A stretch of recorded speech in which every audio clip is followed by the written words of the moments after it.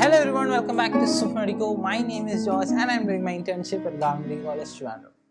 And today I'm here with the topic, how to study when you're not motivated. It's a very common dilemma that all students face, right? It's not always that you're really motivated to study. Most of the time you have to study because you have to study, right?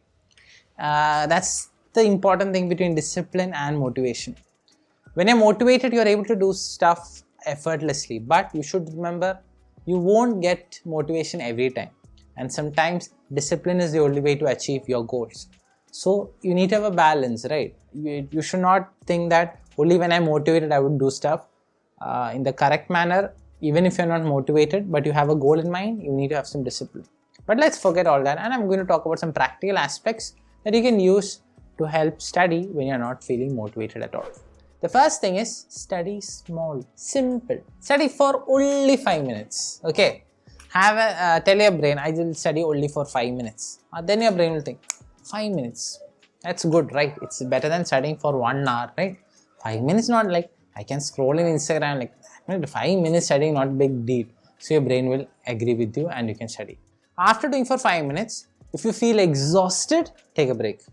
If you don't feel exhausted, think 5 minutes was not a big problem. What if I study for 1 more 5 minutes? Again study.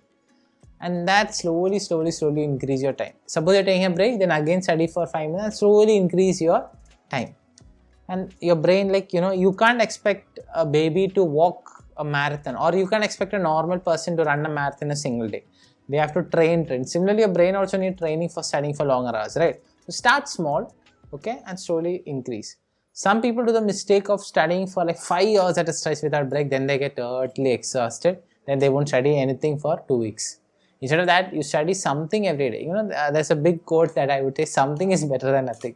Okay, I believe that, you do something, that is always better than not doing anything at all, right? So that's the logic behind all of this. Start small. The second thing is using Pomodoro. It's another variation of the same thing. That means you have study time and break time. That's fixed. Put on a timer and do like that. Suppose you study for 25 minutes, take 5 minutes break, or you study for 45 minutes, take a 15 minutes break, or a 15 minutes and 10 minutes break. And it depends on different people how much they break they want, but slowly you can increase the time and reduce the amount of breaks, right?